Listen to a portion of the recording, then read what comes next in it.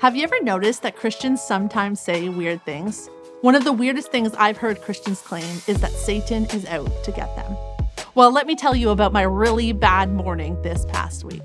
Now, knowing that I had to work late that night, I had told my husband that I would stay at home in the morning to get the kids off for school. I would sacrifice my time to make sure that I spent time with them before they headed to school. I went into the rooms and warmly tried to get them out of bed. Of course, nobody wanted to help me and nobody wanted to get out of bed. So eventually I just screamed at them to get out of bed and walked back to my room to get ready. Well, I was doing my hair and there was a knock on the door and somebody said, "I think I broke my wrist."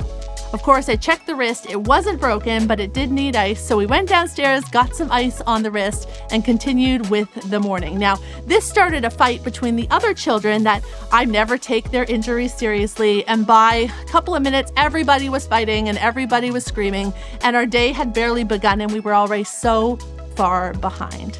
I asked somebody to pour some glasses of water. They did that, but all of a sudden the water poured all over the table, wrecking everyone's homework, and you can imagine the fights that ensued. My patience was low and my anger was getting higher. It was then that I realized that the water bottles hadn't been washed. I had to do that. I headed to the fridge to fill the water bottles up and realized nobody had filled the water jug. Audibly grumbling under my breath about how I'm the only one that can ever do anything and wondering why my husband didn't fill the water jug, I was less than kind, less than patient, less than loving.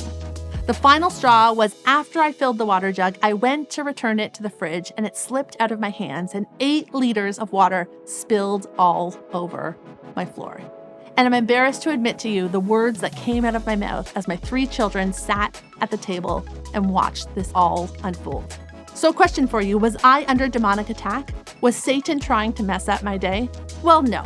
The truth is that there's a battle of good and evil inside all of us, and sometimes we make bad choices that lead to difficult consequences.